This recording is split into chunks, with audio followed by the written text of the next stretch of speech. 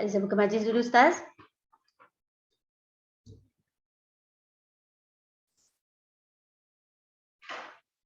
Boleh, ya dah. A'udzubillahi minasyaitonirrajim. Bismillahirrahmanirrahim. Assalamualaikum warahmatullahi wabarakatuh. Alhamdulillah wassalatu wassalamu ala Rasulillah wa ala alihi wa sahbihi wa man walah. Subhanaka la ilma lana illa ma 'allamtana innaka antal alimul hakim. Rabbi shrah li sadri wa yassir li amri wahlul 'uqdatam min lisani yafqahu qawli. Allah manfa'na bima 'allamtana wa 'allimna ma yanfa'una wa zidna ilma. Rabbana yassir wa la tu'assir, Rabbana tammim bil khair. Rabbi zidni ilman, amin ya rabbal alamin. Hari ini kita masuk bab 2 Ustaz, bab kenabian. Ya. Okay, Ustaz silakan. Baik, bismillahirrahmanirrahim. Assalamualaikum warahmatullahi taala wabarakatuh. Innal hamdalillah nahmaduhu wa nasta'inuhu wa nastaghfiruh wa na'udzu billahi min shururi anfusina wa min sayyiati a'malina. May yahdihillahu fala mudilla lahu wa may yudlilhu fala hadiya lahu. Asyhadu an la ilaha illallah wa asyhadu anna Muhammadan 'abduhu wa rasuluh. Allahumma shalli wa sallim wa barik ala Muhammad wa ala alihi wa sahbihi wa man tabi'ahum bi ihsanin ila yaumiddin, amma ba'd. Fa inna asdaqal hadits kitabullah wa khairal hadi hadi Muhammad sallallahu alaihi wasallam wa syarral umuri muhdatsatuha wa kullu muhdatsatin bid'ah wa kullu bid'atin dhalalah wa kullu dhalalatin fin nar, atau kama qala an-nabiy sallallahu alaihi wasallam, la nabiyya ba'd.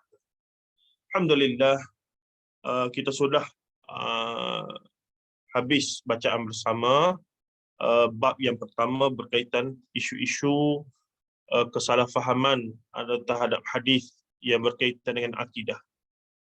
Dan dalam bahagian kedua ini, Al-Fadhil, guru kami yang mulia Dr. Umar Muhammad Nur hafizahullah taala, mendatangkan perbincangan tentang isu-isu dalam kenabian. Wa fil haqiqah, isu-isu dalam kenabian juga termasuk dalam isu akidah. Termasuk dalam perbincangan rukun iman, yang memerlukan dalil-dalil yang sahih, yang memerlukan kata-kata sumber yang jelas. Tidak boleh kita memandai-mandai, mendakwa contohnya Nabi Adam sekian. Nabi Adam ni hidup bukan 100,000 tahun tapi 10,000 tahun sebenarnya, contoh. Kalau kita nak dakwa begitu, kita kena datangkan dalil. Kalau kita kata Nabi Adam hidupnya 1000 tahun, itu jelas ada dalilnya. Bahkan ada hadis yang lain sebut dia telah diskaun 40 tahun, setengah riwayat sebut 60 tahun umur dia kepada cucu dia, keturunan dia, iaitu Daud alaihissalam. Ini ada dalam hadis-hadis dan dengan kenabian tu ada. Jadi asasnya perjuangan kita tidaklah perjuangan, usaha kita adalah memahamkan siapa yang nak dakwa perkara gaib, mesti ada dalil, mesti ada sumber yang sahih. Alhamdulillah 2-3 hari ini viral satu video, tak tahulah ibu-ibu sekalian dah tengok tidak, berkaitan dengan apa dia? Berkaitan dengan yang mana antara telur itik dengan telur ayam. Rasa ramai ada tengok ni, tadi tak payah ulah lah. Ni teruk sangat tu tuan. Teruk sangat tu ya. Apalah, kita tak nak bincang pasal ayam, kita tak nak bincang pasal itik, tapi kita nak bincang pasal apa tu? Kita nak bincang pasal cicak. Cicak man. Lizard. Kejap ya. Ada gangguan sikit. Sekejap.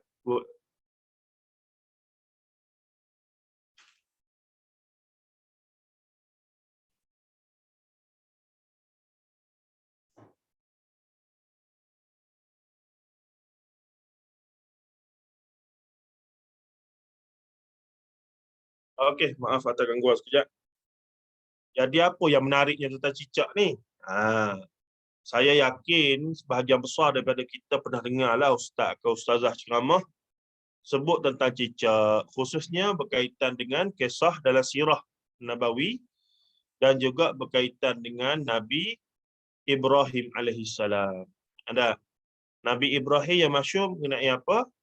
Cicak antara binatang yang tak mahu tolong padamkan api Nabi Ibrahim AS. Burung apa semua, usaha padam, guna paruh dia apa semua, tetapi cicak tak mahu. Begitu juga dalam sirah Nabawiyah, sirah Nabi Muhammad SAW, cicak ni dikatakan yang menunjuk arah kepada kafir Quraisy ketika mana Rasulullah sedang bersembunyi di gua Thur sebelum hijrah ke Madinah tu. Jadi ini kisah cicak yang masyhur. Pernah dengar ke tidak? Kak Liza, Kak Syida, Kak Inah ni, Kak Lina, pernah dengar ke cerita cicak? Pernah, Ustaz? Pernah Ataupun pernah tengok ke filem Cicak Man?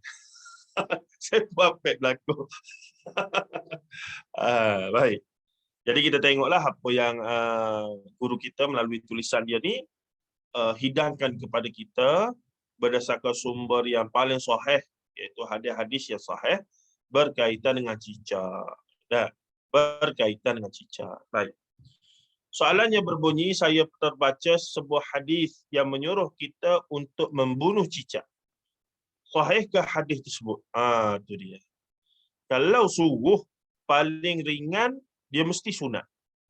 Kalau hadis tu bersifat amr, amr ni suruhlah, arahan. Dia mungkin tak jadi wajib. Jadi para ulama fiqh, para ulama hadis akan analisis hadis ni sahih ke tidak, ataupun hasan, ataupun dhaif, ataupun apa, status dia. Tapi para ulama fiqh, ulama fiqh, usul fiqh, macam Imam Syafi'i apa semua tu, mereka juga ahlul hadis, mereka juga adalah fuqaha, ahlul fiqh. Bahkan mereka adalah mujtahid mutlak, orang yang boleh mengistimbakkan, dia panggil. Istimbakkan apa dia? Mengkonklusikan, kita kata merumuskan atau istimbak. Memproses dan mengistimbakkan hukum daripada Quran dan Sunnah. Makanya Al-Imam Syafi'i rahimahullah, Imam Malik ni semua muhaddis, aka faqih. Sebab zaman tu zaman belum terpisah antara ahli fiqh, ahlul hadis, ahlul akhlak, ahlul tasawuf, tidak. Pada zaman awal Islam, zaman salaf tu, yang kita panggil salafus salih tu, dialah ahli hadis, dialah ahlul Quran, dialah ahlul hadis, dialah ahlul fiqh, dialah ahli usul fiqh, dialah ahli sufi, dialah segala-galanya. Tu ulama awal. Sebelum berlakunya pemisahan antara ilmu-ilmu tu, bidang-bidang itu. Sebab itulah menurut manhaj Dr. Umar Muhammad Nur, bila dinilai setengah-setengah ilmu, orang moden, orang yang terkini, ataupun ulama ataupun ilmuwan terkini dengan ulama yang awal, maka ulama awal lebih pakar, lebih hebat lagi. Khususnya dalam bidang hadis. Khususnya dalam bidang hadis. Kalau ulama kemudian ada khilaf tentang satu hadis, sahih tak sahih, kuat tak kuat, ringan tak ringan, tengok apa ulama yang paling awal kata. Tiba-tiba ada ulasan Imam Bukhari, maka Imam Bukhari paling jago. Tiba-tiba ada ulasan Imam Malik bin Anas, maka Imam Malik bin Anas lagi awal, maka lagi tepat, lagi betul. Itu formula yang Dr. Umar popularkan, dipanggil manhaj ihya, dipanggil ihya mutaqaddimin. Dia bukan salafi ke, dia bukan khalafi ke, dia tidak, ihya mutaqaddimin. Betul-betul tengok tokoh yang paling awal. Ini dalam bidang hadis.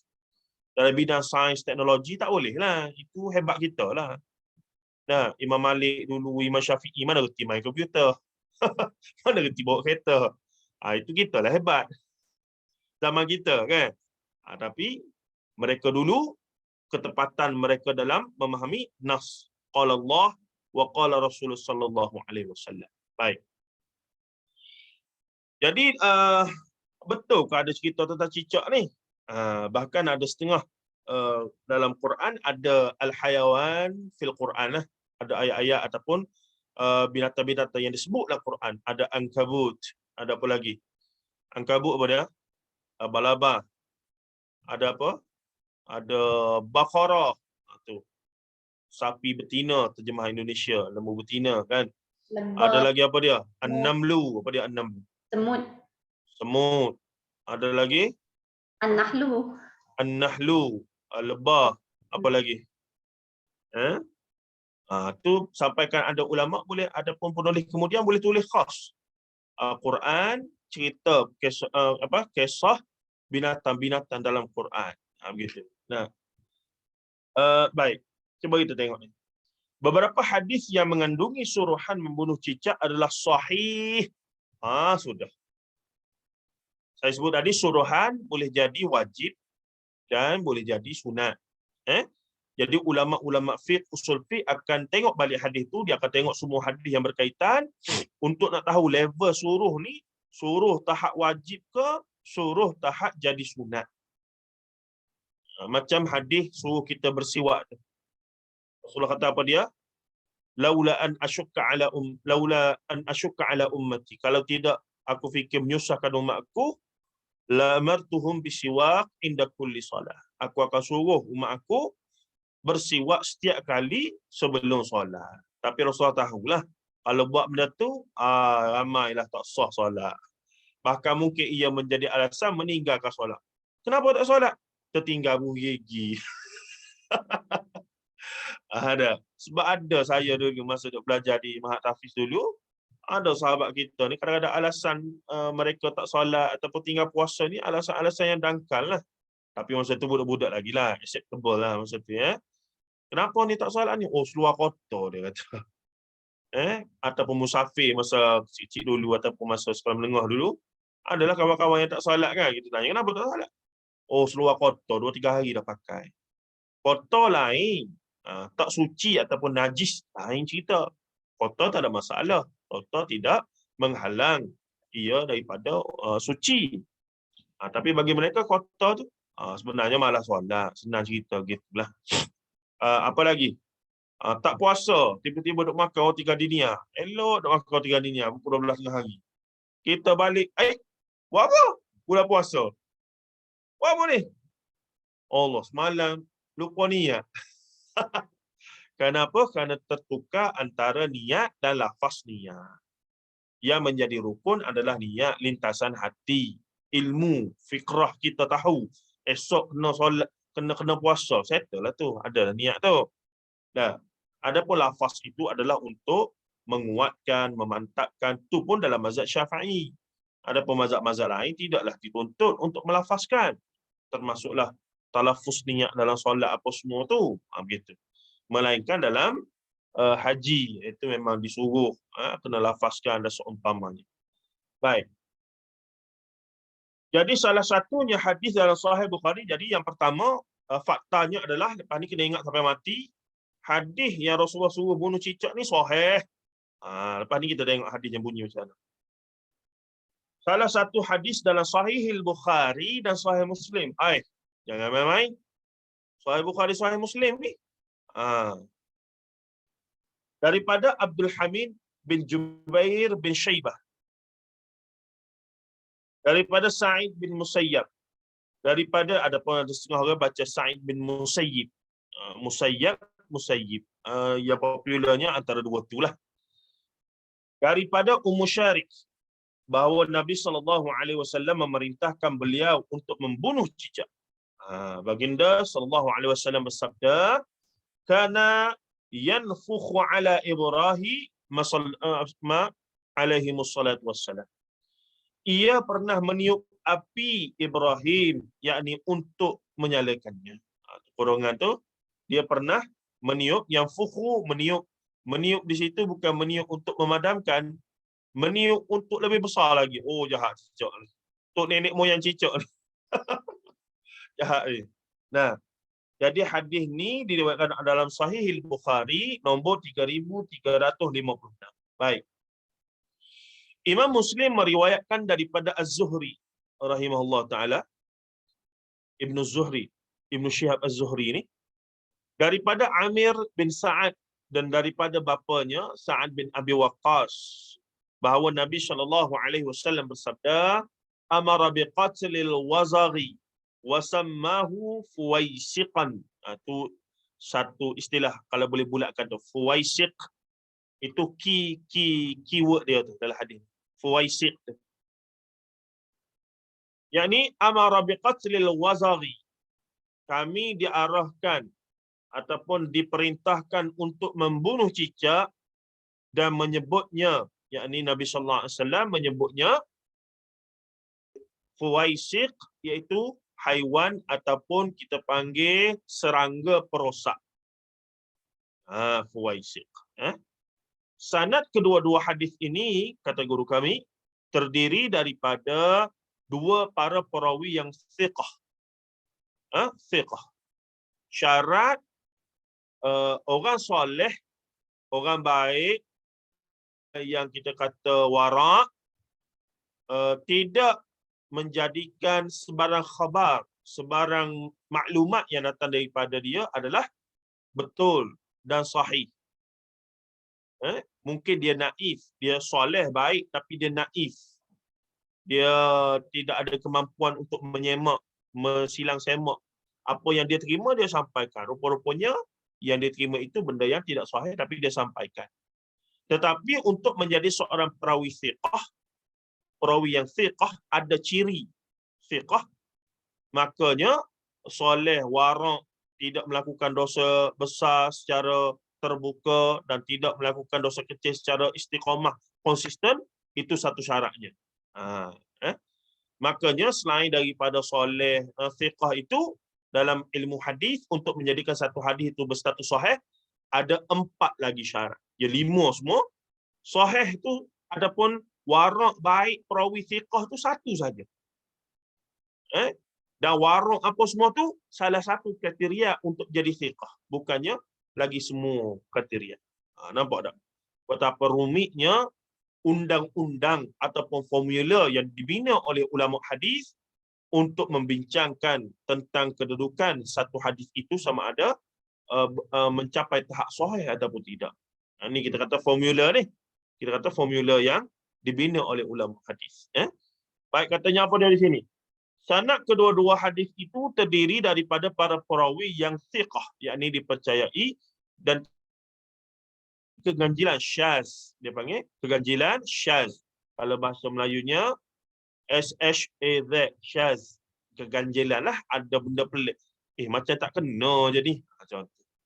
Tiba-tiba Abu Hurairah meriwayatkan daripada sahabat yang mati sebelum daripada zaman Abu Hurairah. Jadi tak mungkin lah. Macam mana Abu Hurairah riwayat hadis tu sedangkan dia telah mati zaman awal Islam, ketika mana Abu Hurairah masuk Islam ni lewat di Madinah 3 tahun, 3, 4, 5 tahun sebelum Rasulullah wafat. Tiba-tiba disebut dalam hadis ni Abu Hurairah meriwayatkan, contohnya daripada siapa yang awal mati tu. Nah, daripada siapa antara yang awal mati? Ammar bin Yasir sebagai contoh. Keluarga dia dibunuh, disula apa semua. Disebutkan Abu Hurairah radhiyallahu anhu mendengar daripada Ammar bin Yasir. Tak kenalah. Nampaklah ada pelik di situ. Dah. Macam kita lah. Dia apa nama? Kita kata ayah kita dengar cerita daripada kita ketika dia masih kecil lagi. Macam mana pula begitu? Ayah kita tu masa tu dia muda lagi. Masa dia umur belasan tahun, dia dah dengar dah. Dia dengar satu cerita daripada kita. Ni saya ni. Pula begitu. Dia benar-benar begitulah. Ulama hadis ni dia perhati, pelik ni. Tak boleh ni. Kena ni. Oleh itu kedua-dua hadis yang ini dinyatakan sahih oleh ahli hadis. Khususnya Bukhari Muslim.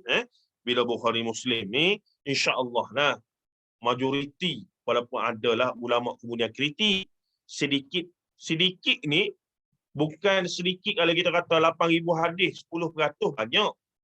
Kalau 8,000 hadis, kalau 10% berapa? 800. Tu banyak tu. Tapi dalam Sahih Bukhari ni yang dikritik berkali tak sampai 10 pun sebenarnya. Memang adalah perbincangan di peringkat tinggi, ada ulama kemudian yang macam membuat kritikan sikit dalam Sahih Bukhari. Bila ditanya kenapa? Ternyata Sahih Bukhari tetap karya seorang manusia. yang tak boleh lah nak kata dia tu sempurna seolah-olah ia adalah Quranul Karim. Tak boleh. Gitu. Tapi sangatlah sedikit tu sampai hampir tiada ada lah. Maksudnya sikit sangat lah. 10 pun barangkali tak sampai. Begitu. Kalau 10 daripada 8,000 hadis, okey sangat. Berapa persen saja tu. Gitu. Baik, katanya lagi apa dia? Sedap ni. Dari aspek fiqh pula, katanya soalan ni, apakah pandangan para ulama berkenaan hukum membunuh cicak? Serta apakah sebenarnya alasan di sebalik hukum tersebut? Memanglah hadis itu sahih bahawa Rasulullah suruh bunuh cicak. Tapi kita tak tahu, status suruh tu sampai tahap wajib ke hanya sunat?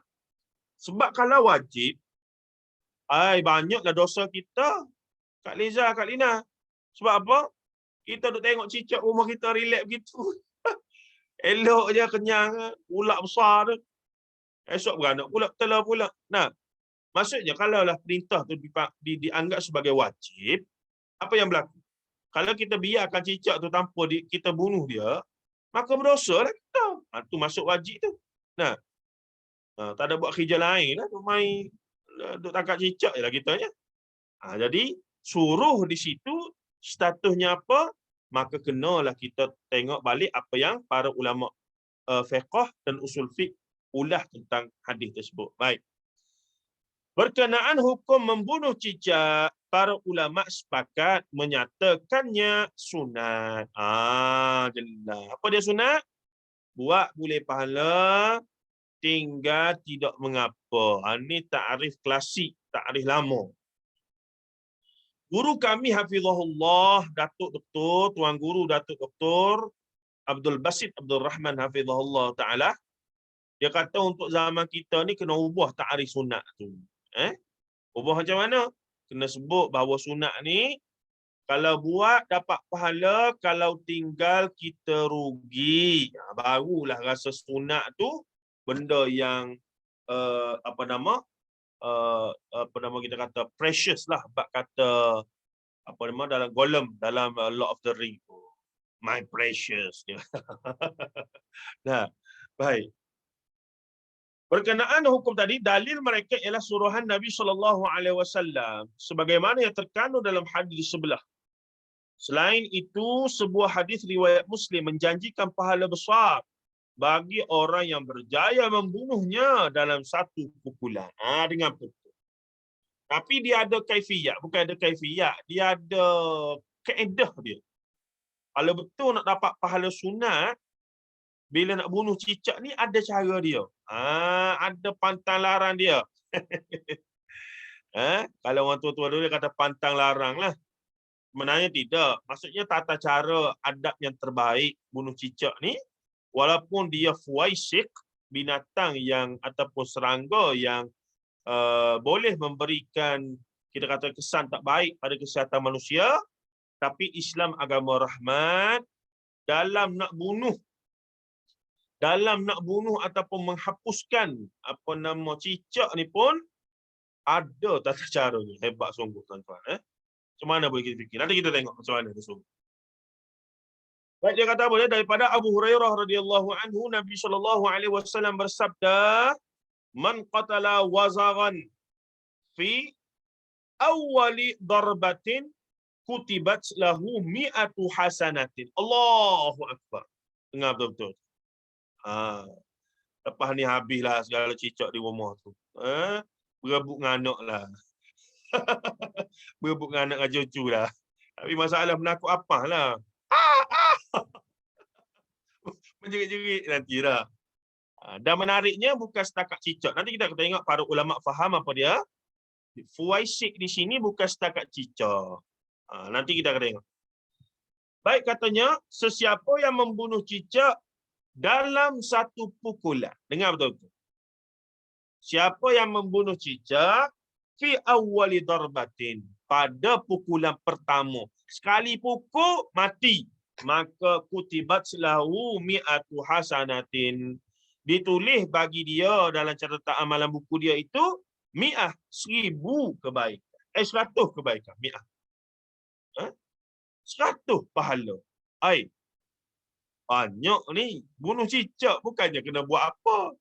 Bukannya kena pergi ambil wudu, kena kena pergi Mekah apa semua ni. Bunuh cicak 100 pahala. Tapi syarat 1 kali pukulan. Nak taekwondo ke, nak silat ke, nak apa kumpau ke apa, sekali pukulan. Baru dapat 100 pahala. Katanya lagi di sini, wa fis tsaniyati duna zalik. Jika pada pukulan kedua, maka kurang sikit.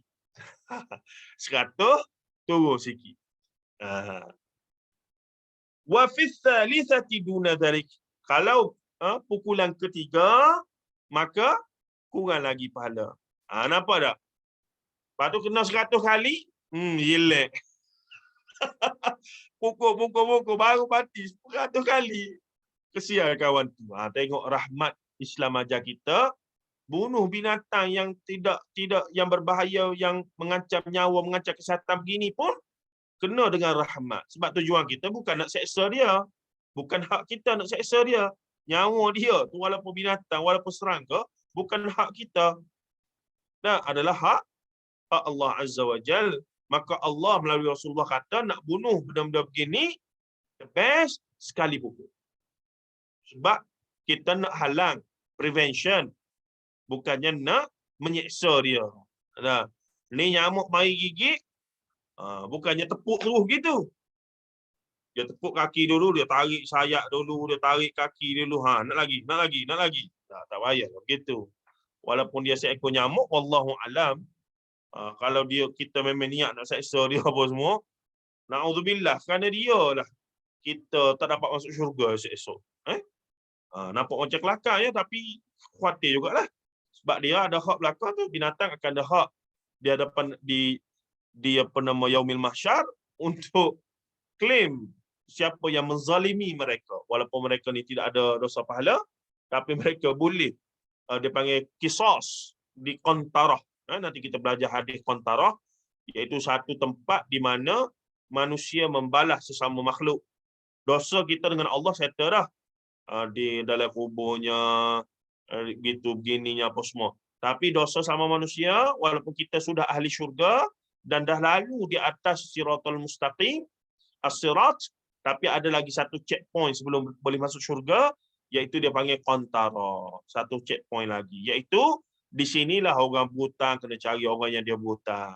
Orang yang dia pernah pukul, orang yang dia pernah buat khianat apa semua gitu begini, kena pergi cari orang tu dan minta maaf. Dan bila dia minta maaf, barulah dia maafkan, barulah dapat masuk syurga dengan tenang. Dosa dengan Allah cerita lain, ni dosa muamalah dia panggil. Dosa dalam masalah hubungan sesama manusia, suami kepada isteri, isteri kepada suami, bekah suami, bekah isteri, pada anak-anak, anak-anak kepada mak ayah, masa tu. Tapi mujurnya sikit, dalam syarah hadis yang kita baca hadis tu, Profesor Dr. Sunwar Ashkar kata, orang tu sudah ahli syurga, cuma tak boleh masuk lagi. Paling tidak dah ahli syurga lah. Dah lepas dah siratal mustaqim. Alhamdulillah. Cuma orang lain dah masuk lama, orang lain dah masuk lama, dia duduk situ lagi lah. Duduk lama. Kena 10 tahun, 10,000 tahun, 20,000 tahun. Orang lain duduk seronok bukan main dah. Rugilah kita. Rugilah kita. Baik, katanya lagi apa dia? Tiada kelebihan yang mengkhususkan malam Jumaat untuk memburu cicak. Ni pun kita pernah dengar juga. Ustaz kata siapa bunuh cicak malam Jumaat, pahalanya sekian. Sudah.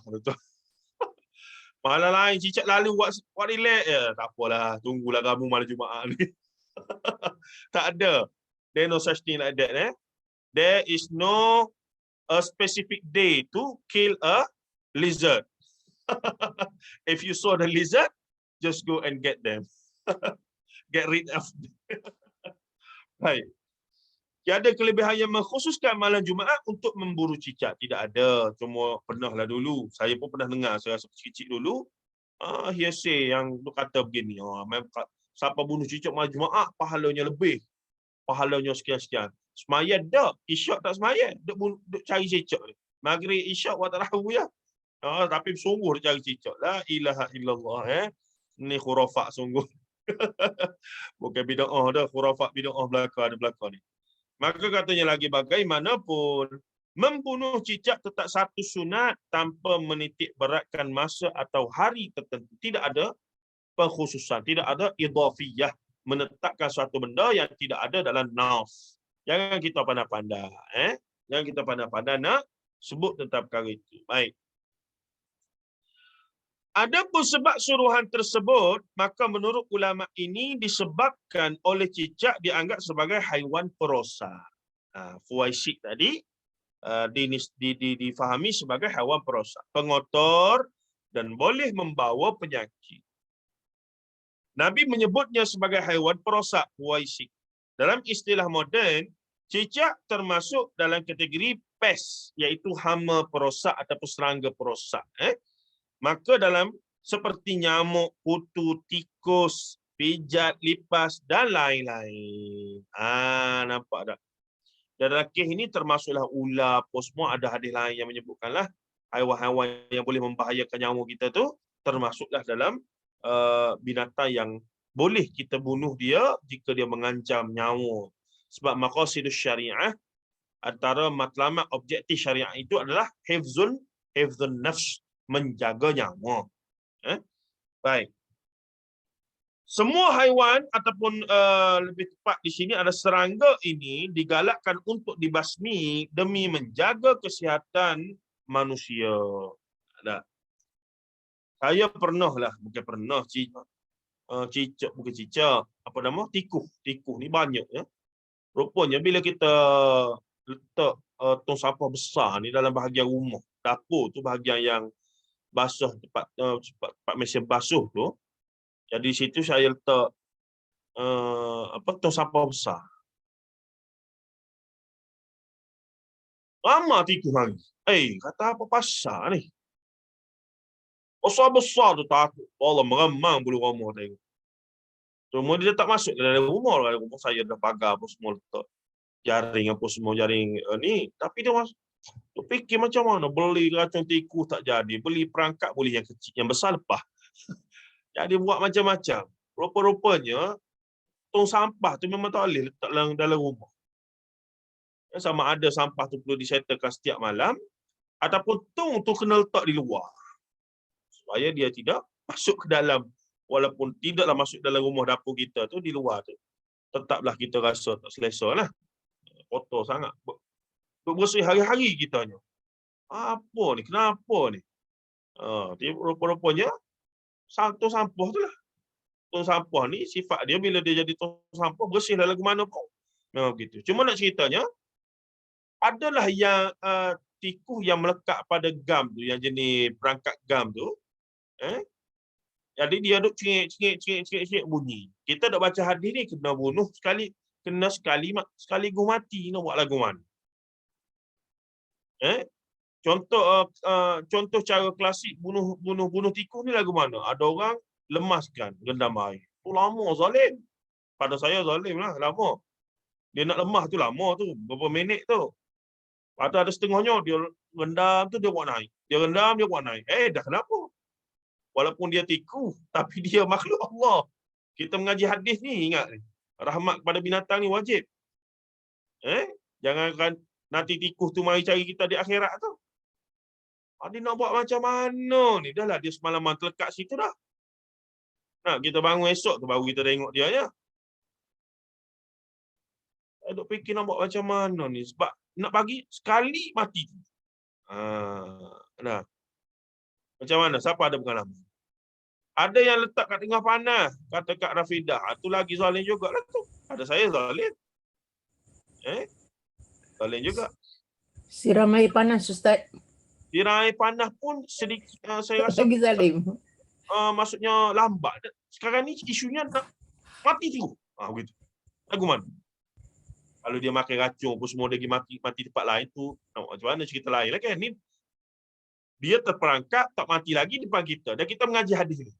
Sekali pukul dapat pahala. Kita nak 100 pahala. Dan kita nak seksa dia. Lepas tu kita pergeli dengan dia. Berambang boleh rambang. Jangan tak menjerit sudah. Jantan-jantan pun menjerit main dengan tikus ni. Macam mana Kak Anis tadi? Kak Anis? Kak Anis ada bagi cadangan tadi. Apa dia Kak Anis? Sembelih Ustaz, sembelih. La ilaha illallah. Meremah bulu rumah saya. Saya buat apa yang saya buat masa tu nak pergi sembahyang subuh.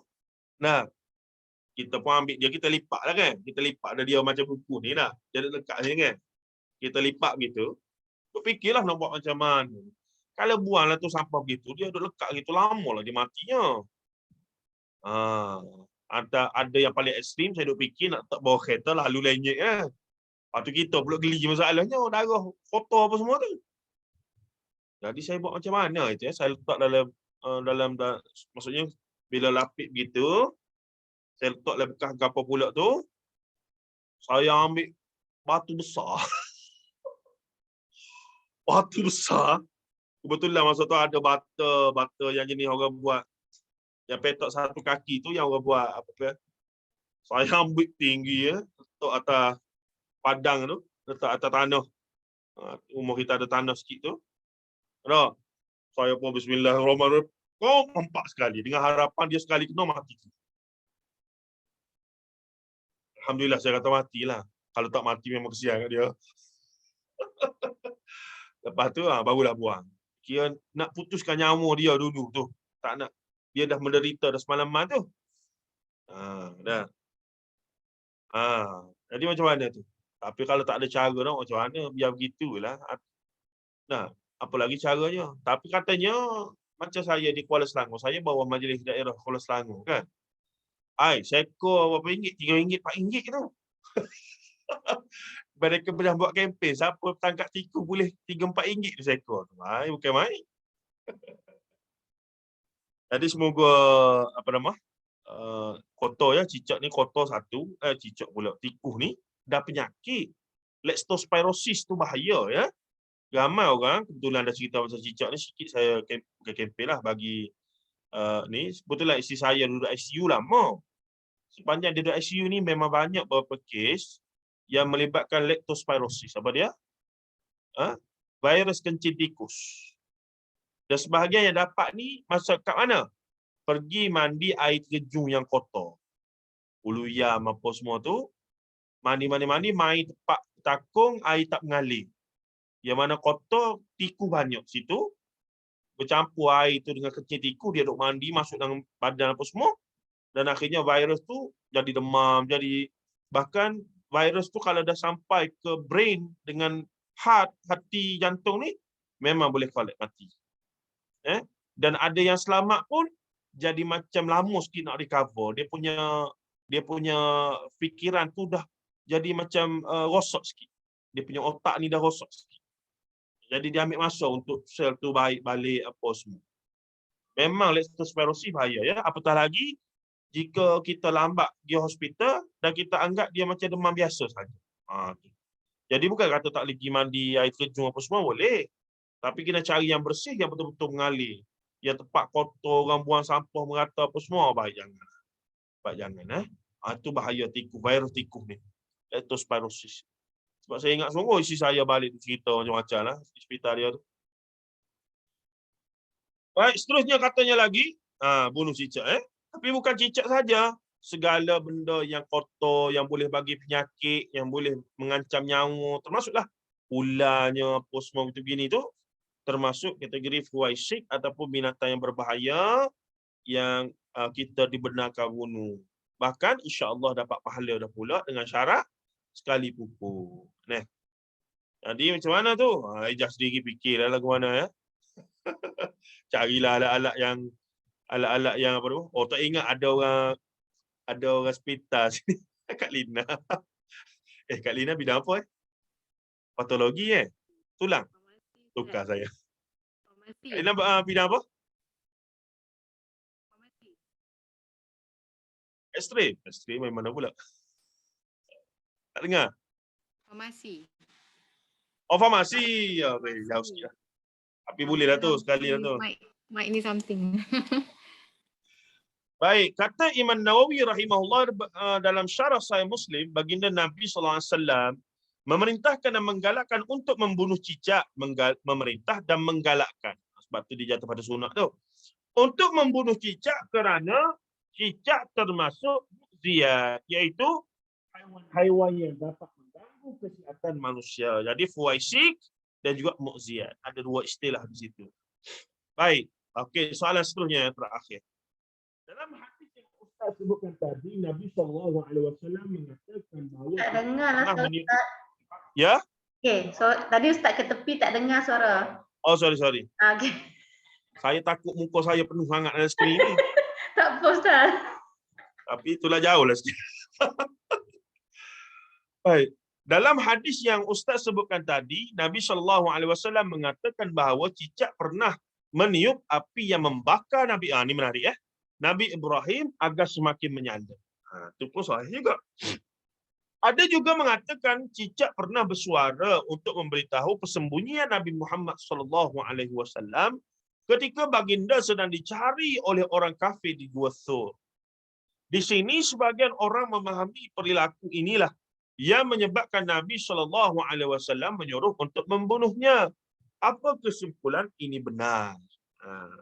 Yang masyhurnya cicak tunjuk tapi mengkarung telah hilangkan jejak. Tu masyhur sungguh cerita dulu tu. Nah, kita kecil-kecil dulu dengar Ustaz cerita sirah malam hijratun Nabi SAW. Itulah rupa-rupanya yang sahih memang ada sahabat bawa kambing lalu kawasan tu untuk hilangkan jejak kaki. Adalah perbuatan. Ya. Bahkan riwayat yang kata burung merpati, sarang lebah-labah itu telah dikritik oleh ulama-ulama hadis. Bahawa cerita itu tidak mencapai tahap sahih. Tapi masyhur dalam riwayat sirah. Tapi ulama hadis sebahagian besarnya tidak menerima riwayat tersebut. Ya. Baik. Katanya lagi apa dia? Menurut saya, siapa saya ni di sini ni? Dr. Umar lah. Kesimpulan ini tidak sempurna. Tengok cara dia. Sebab tu saya mutakhir ni orang duk cakap tentang dua buah buku dia itulah yang agak mendalam dan agak baru dalam wacana keilmuan keagamaan di Malaysia yang dilihat boleh mendamaikan antara aliran yang bertalagah. Ini Dr. Umar yang saya kenal sebab dia tidak mengkritik secara direct peribadi ataupun tokoh mana-mana. Dia memberikan ilmu dan dia guna bahasa yang sangat kita rasa beradab lah bahasa yang ni. Jadi tengok tu dia kata, kesimpulan ini tidak sempurna. Padahal dia boleh kata je, salah, ini tidak betul. Boleh je. Nah, kalau dia kata begitu pun tak salah. Sebab memang dia ada hak untuk kata begitu. Tapi bagi setengah orang mungkin bila kita cakap salah ni, dia akan mudah sentap lah. Orang Melayu kasar kata. Jenis kena membujuk rayu sokmo. Kena berdondang sayang, barulah dia okey. Sentap-sentap sikit, masalah lah. Jadi katanya di sini, menurut saya kesimpulan ini tidak sempurna sebab utama atau illah. Sunat membunuh cicak, illah ni apa dia maksudnya? Sebab lah ataupun sabab musabab. Tu. Sunat membunuh cicak, sebab-sebab yang menjadi sebab musabab yang menjadikan hukum sunat bunuh cicak ini kerana cicak memiliki sifat-sifat yang dapat mengganggu kesihatan dan keselesaan hidup manusia. Sekali lagi, cicak ialah salah satu haiwan ataupun lebih tepat ada serangga perosak iaitu pest yang tidak boleh dibiarkan berkembang biak. Cuk. Cicak ni binatang ke serangga sebenarnya? Binatang Ustaz. Dalam binatang yang mamalia ke dia? Sejenis Telur Ustaz. Tak, dia reptilia Ustaz. Dia darah sejuk. Reptilia. Bukan Reptilia. mammalian. Reptilia. Pembahagian binatang tak ingat lama tak belajar. Reptilia. Tapi nak katanya dia consider binatang lagi ya, haiwan ya. Dia masukkan Ustaz, dia masukkan cicak rumah saja ke atau kan ada macam iguana apa tu big lizards kan? Cicak Adakah besar. big lizard? ada kriteria kotor apa semua tadi, rasanya tak lah. Lebih pada cicak yang Iguana dia jadi Cicak pet. rumah. Itulah semua tu Mana? macam jadi pet, sumpah-sumpah. geli aku. Meremang belum. Comel Ustaz. Biarlah. Baik. Tengok lagi dia kata. Apa yang anda sebutkan bahawa cicak pernah berusaha untuk membongkar persembunyian Nabi SAW di Gua Thur, itu tidak sahih. Sebab tu penting untuk kita antara bila datang sambutan Maulidin Nabi ke ataupun Hijratun Nabi ke, antara wacana ataupun kuliah-kuliah yang mungkin boleh kita, sebab dengar cerita ni banyak, dengar cerita sebab kecil dengar cerita. Isra' Mi'raj apa semua tu. Why not kita upgrade sikit bila jemput ustaz, letak tajuk Isra' Mi'raj antara riwayat sahih dan tidak sahih. Barulah dia nak terima. Betul kau nak tajuk ni? Betul lah ustaz, kami nak tajuk ni. Ginilah, saya cadang ustaz lain. Sebabnya kena buat homework betul-betul. Tidak, dia mari melenggang kangkung. Oh, cerita gerong-gerong ikut dalam kepala dia. Tu yang kita tak nak. Paling tidak kena ada rujukan, kena ada nota datang. Dan saya sampai sekarang saya ingat lagi beberapa orang tokoh yang kita kenali lah, saya sebut, kalau sebut nama kenal lah. Memang saya perhati bila saya berforum dengan mereka jadi moderator. Saya tengok masing-masing ada buat nota ni. Memang Quran hadis kalau kita dengar tu cair lah. Tidak macam kita agak-agak ni. Nah, tapi still mereka ni buat persediaan. Katanya mereka sebelum datang membuat semakan, bacaan dan seumpamanya. Dan ada nota-nota yang dibawa bersama.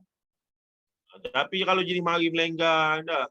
Apa tajuk hari ni? Duduk baru tajuk. Apa tajuk hari ni? Sudah. Yang tu balik awal. Yang tu balik awal. Itu satu. Yang kedua, kalau kita tanya, minta maaf tanya, contoh kita nak jemput dia pergi ceramah. Ini pengalaman saya lah. Kita bekerja masjid dulu kan. Okey, ustaz boleh ceramah bidang apa? Semua boleh. Fiqh, hadis, akidah, tasawuf boleh belakang. Kalau yang lagu ni ada, itulah dia payah sikit tu. Sebab kalau betul orang mengaji dalam bidang agama, pasti dia akan ada satu bidang yang dia rasa, dia boleh rasa lah dia bagus, dan orang yang mendengar pun tahu dia okey dalam bidang itu. Bukanlah bermaksud dia jahil dalam bidang lain. Tapi ada satu yang, sebab kita hidup di zaman, bukan zaman macam saya sebut ulama-ulama awal dulu, yang dia lah ahli fiqh, dia lah ahli hadis, dia lah ahli Quran, dia lah ahli tasawuf, dia lah segala-galanya. Zaman ensiklopedik ataupun mausu'i kita panggil. Tu zaman awal, zaman salafus salih. Selepas daripada zaman tu sudah berlaku perpecahan itu. Sebab tu masing-masing memerlukan antara sama lain. Ulama hadis memerlukan ulama fiqh dan usul fiqh untuk istinbat hukum. Ulama fiqh mazhab memerlukan ulama hadis untuk tahu status hadis. Itu kena saling berdampingan itu. Kalau tidak, ulama-ulama fiqh berguna hadis-hadis yang tak mencapai tahap sahih. Bahkan mereka sebahagiannya memasukkan hadis-hadis yang palsu dalam kitab mereka. Mereka ahli dalam fiqh, naam, tapi hadis mereka ada masalah. Sebahagiannya banyak, tapi ada menukilkan hadis-hadis yang tidak sahih dalam kitab mereka. Apatah lagi ulama-ulama tasawuf. Memang boleh kata kebanyakan kitab tasawuf tidak terlepas daripada hadis yang bermasalah. Tapi kalau hadis-hadis itu dijelaskan kedudukannya, hadis ni dhaif, hadis ni dhaif jiddan, masih lagi okey. Maksudnya ada nota kaki. Tapi biasanya tidak. Dimasukkan secara sambalewa saja. Dimasukkan secara kita kata sekali lalu gitu. Khususnya kitab-kitab Jawi di alam Melayu kita. Memang tidak menjadi satu disiplin tradisi, dia panggil menyatakan sumber asal hadis yang diambil itu daripada mana. Saya sekarang sedang usahakan untuk transliterasi kitab Jawi lama, kita ubah baca tulisan Jawi, tapi kekalkan tulisan asal lah. tentang satu isu lah. Tapi kita jumpa penulis ni ulama besar di Mekah, ulama besar. Dia kritik satu aliran sesat. Dia kata kawan ni telah guna hadis palsu. Contohnya man arafa nafsahu faqad arafa rabbahu. Yang dikatakan hadis Nabi SAW. Adapun awwaluddin ma'rifatullah. Sebab ada kitab-kitab sebut tu hadis Nabi. Tapi sebenarnya tidak, itu kata-kata ulama lah. Awwaluddin ma'rifatullah, awal agama itu mengenal Allah. Ataupun man arafa nafsahu faqad arafa rabbahu. Siapa yang kenal diri dia, maka kenal Tuhan dia. Ini ungkapan yang sangat masyhur mereka yang mengaji kitab-kitab tasawuf dalam tulisan Jawi, bahasa Jawi, bahasa Melayu klasik lama itu. Dan sebahagiannya kitab mencetaknya sebagai hadis Nabi SAW. Para ulama hadis telah mengulas bahawa ini bukan hadis Nabi SAW. Paling tinggi pun kata-kata hukama, kata-kata ulama. Okey, tak ada masalah. Jangan kata hadis Nabi. Nah, tetapi dalam bahagian lain, dia nukilkan hadis. Bila kita tengok, ternyata ini dikritik oleh sarjana lah. Saya baca kajian tentang karya tersebut oleh sarjana lain. Dia sendiri kritik, dia kata sebenarnya syekh kita ni dalam-dalam dia duk kritik hadis ni tak sahih, dia pun telah nukilkan hadis yang tidak sahih juga. Adakah dia buat dengan sengaja? Kita, pada saya lah, kita wajib bersangka baik bahawa maklumat zaman dia tu sangat terhad. Dia bukan zaman kita yang boleh cek sahih tak sahih guna kita punya handphone saja. Kita boleh tekan on the spot tahu maklumat tu, maklumat ni. Zaman tu hadis sahih yang dia tahu setakat maklumat yang sampai dan kitab yang sampai pada dia. Begitu juga hadis-hadis yang tidak sahih setakat yang dia tahu. Jadi maklumat terhad tu menyebabkan kadang-kadang dia sendiri berlakunya tanakut, dia panggil. Apa dia tanakut? Percanggahan pandangan dia sendiri. Sini dia kata lain, sini dia kata lain. Tapi adakah salah dia dengan sengaja dia buat benda tu sebab nak buat jahat, nak mengelabui pemikiran masyarakat umat? Tidak. Waliyadzubillah min dzalik. Semoga Allah Taala ampunkan sedikit sebanyak kesalahan mereka di samping sumbangan mereka yang sangat besar kepada Islam. Itu cara kita beradab dengan para ulama, khususnya di alam Melayu kita ni. Untuk nak kata dia mulia sampai tak ada salah langsung, tak boleh. Memang jelas ada salah. Tapi adakah salah dia tu menyebabkan kita boleh caci maki dia? Pun tak boleh. Sebab jasa sumbangan dia pun sangat besar. Kalau tidak, Fadilatul Syekh, guru kami, Datuk Dr. Abdul Basit Abdul Rahman Hafizahullah, tak modernkan kitab Penawar Bagi Hati sebagai contoh. Kitab Jawi yang dimodernkan balik. Letak nota kaki hadis apa semua gitu-gini. Jadi bila kita baca versi yang Dr. Basit buat tu, sebenarnya kita telah mengaji dan kita dapat ilmu dua orang ulama serentak. Ulama yang asal karang kitab Penawar Bagi Hati, Syekh Abdul Qadir bin Abdul Muttalib Al-Mandili Al-Indonesi rahimahullah, dan juga ilmu ataupun kita dapat juga masukkan ilmu daripada Dr. Basit yang menyemak, memberi nilai tambah kepada karya asal ini. Dan saya kata kalau Syekh hidup lagi, Syekh Abdul Qadir bin Abdul Muttalib Al-Mandili ini hidup lagi, pasti dia akan terima kasih kepada Dr. Basit, bukan marah. Tapi sebahagian orang tradisional ataupun aliran so-called Jawa-Jawa ni, asal Jawa apa benda tahu tu. Mereka ni sangatlah sensitif dengan mendatangkan kenapa nak buat begitu gini. Nampak sangatlah. Sedangkan budaya takhrij, tahqiq, semak balik, memberi nilai tambah itu memang budaya yang biasa di negara Arab di kalangan para ulama itu. Nampak tak? Baik, akhir sekali katanya apa dia ni. Adapun hadis An-Nasa'i, jadi hadis yang kata ataupun kisah yang kata cicak ni apa dia? Cicak ni apa dia tadi? Tunjuk bersuara menunjuk tempat persembunyian Nabi Muhammad dalam Gua Thur adalah tidak sahih walaupun masyhur memang masyhur sungguh. Tak percaya, lepas ni tanya anak cucu masing-masing. Pernah dengar tak ustaz di sekolah cerita bila cerita pasal Nabi? InsyaAllah saya rasa mesti ada dengar. Masih lagi diceritakan mereka ustaz-ustazah tu pernahlah ikuti pengajian macam kita ni. Baik. Adapun hadis An-Nasa'i dan Ibnu Majah yang menceritakan bahawa Siti Aisyah, Siti ni apa saya sebut dulu, singkatan kepada Sayyidatina. Sayyidatina ataupun Sayyidatina. Boleh orang Melayu letak nama baby baru beranak Siti Nurhaliza. Siti ni orang Arab panggil pada nenek mereka, Siti, puan kami. Kalau dalam bahasa rasminya Sayyidatina, Sayyidi, yakni tuan saya. Jadi Sidi ringkasannya. Itu biasa panggil orang Arab. Kita ni asal boleh ya punya Arab sikit okey belaka, tak apalah. Baik, dari sudut mana tidak salah. Cuma dari sudut apa penggunaan sebenar itu ada sedikit kebincangan. Jadi orang Arab mari ni nama ma ismuk ya ukhti, yakni apa nama kamu wahai adik perempuan? Ismi Siti Nurhaliza. Peliklah dia. Mana ada orang Arab nama Siti, mana ada orang Arab nama orang Turki ke nama Siti, mana ada. Mari pada orang Melayu Siti, Siti. Tak ada orang lain, adik-adik saya lah. Siti Zahidah, Siti Zakiyah, Siti Zarifah Aisyah, Siti Zafira. Semua Siti belaka.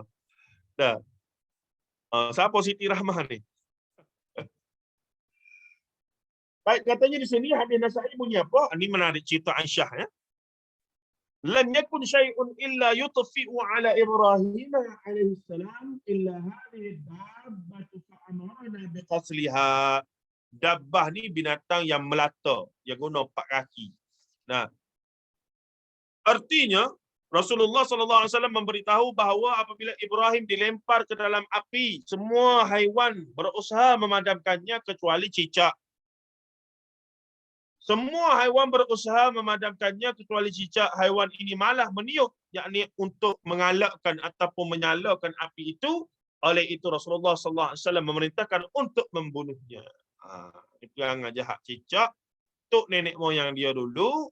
Jadi cucu-cucu dia pun terpaksalah menerima natijah itu.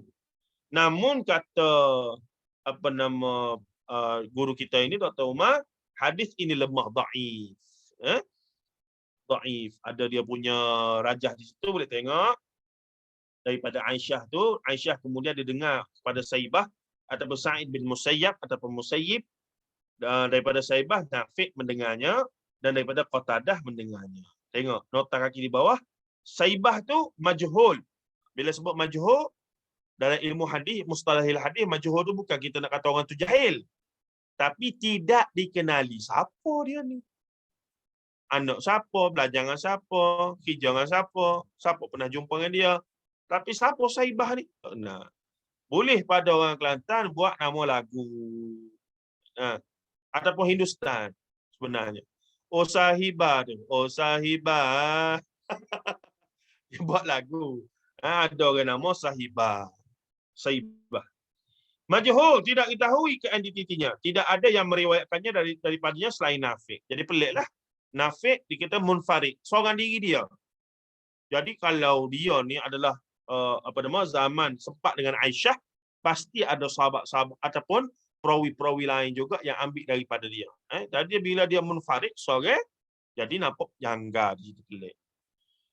Kemudiannya Qatadah selepas Sa'id bin Musayyib, Qatadah siqah, nama riwayatnya daripada Sa'id bin Musayyib ini lemah, adalah kritikan di situ. Panjang lagi riwayat sahih daripada Nabi SAW hanya menceritakan bahawa cicak pernah meniup api Nabi Ibrahim AS.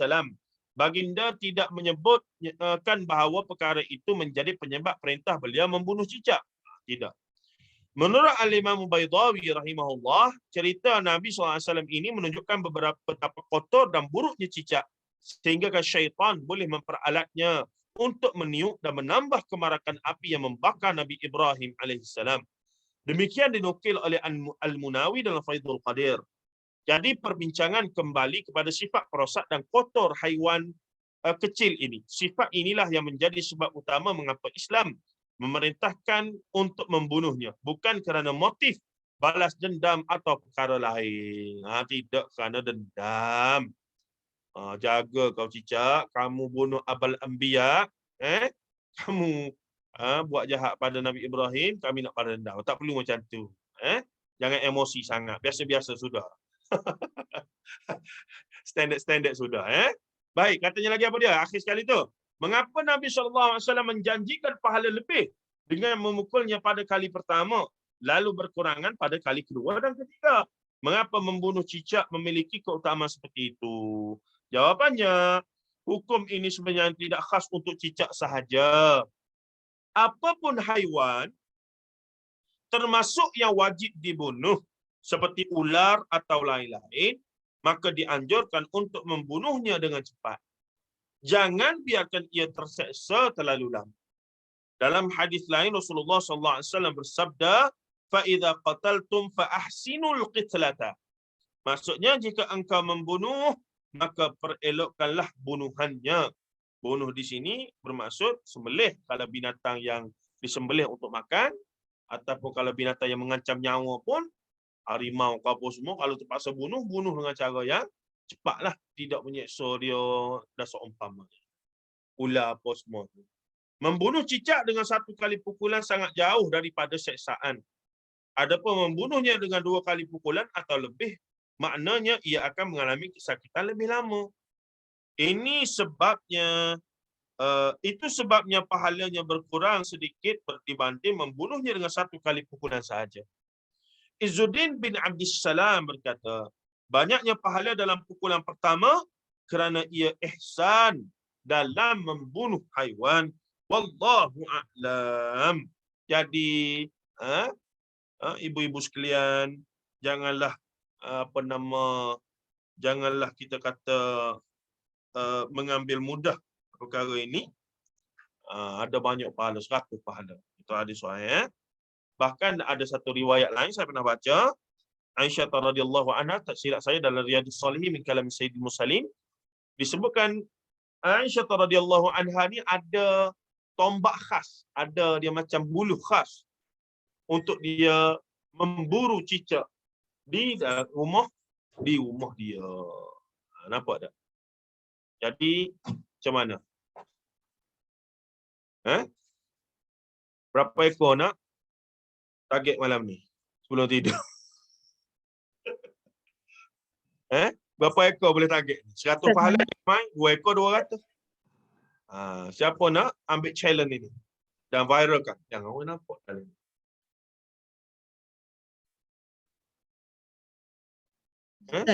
Kalau bunuh dengan racun tak boleh ke Ustaz cicak? Tembak dengan racun. Spray je. Spray Itulah saja. kalau tak ada pilihan nak macam mana kita harap dia mati cepat lah. Kena cari racun yang kuat lah. Sekali spray tu mati. Saya ingat beginilah. Masa kita spray tu dia dah mengelukur kan. Tapi kita tetap kena, maksudnya ambil pergi pukul juga. Biar dia cepat mati. Itu pada saya lebih ihsan. Nah, apa-apa pun, apa yang cepat mati. Itu dia. Cepat mematikan dia. Ada cadangan macam mana?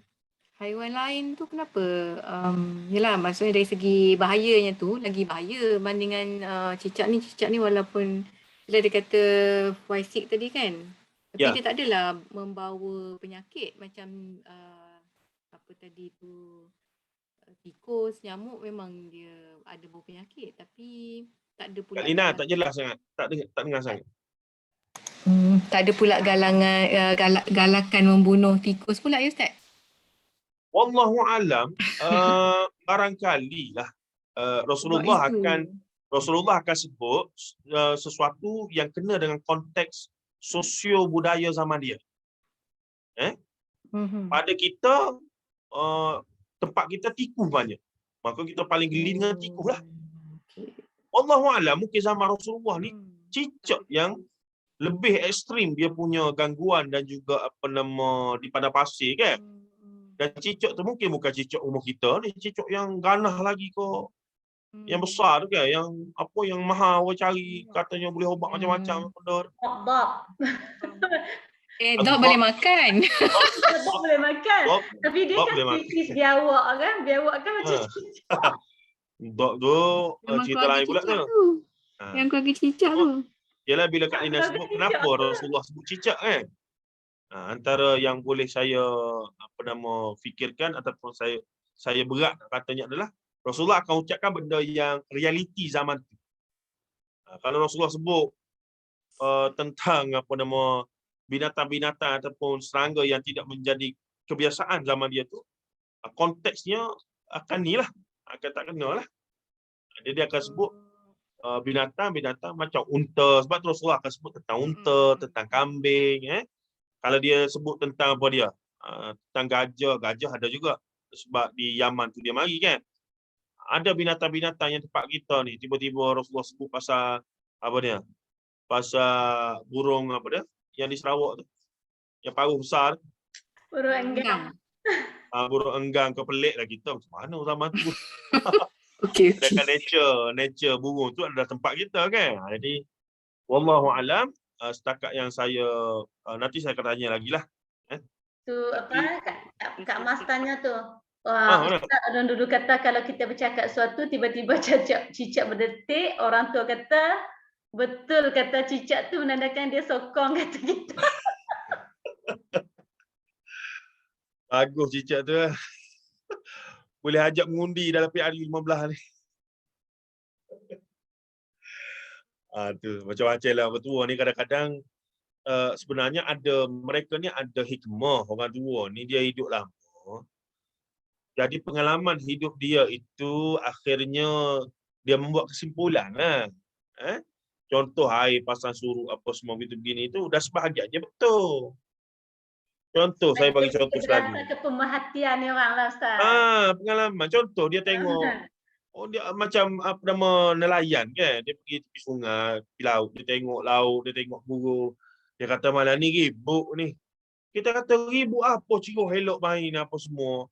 Kaji cuaca pun kata okey apa semua. Dah dia kata kalau ikut pengalaman saya 30 tahun duduk di laut ni, ribut malam ni. Kita kata tak logik. Mari malam tu ribut sungguh. Adakah dia ada ilmu gaib ke, ilmu firasat ke? Tidak. Dia ada beberapa benda yang dia boleh baca benda tu. Pengalaman dia tu mahal tu. Adalah dia tengok burung tu terbang naik ke. Adalah. Maksudnya begitu.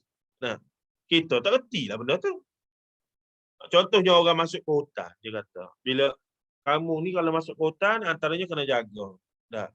Kalau jumpa sekian-sekian tapak kaki besar, ada macam benda bola besar tapak tangan ni, dia punya lubang tu ada 5-4, tak pegang panah lagi, undur 3 langkah, lari cepat-cepat.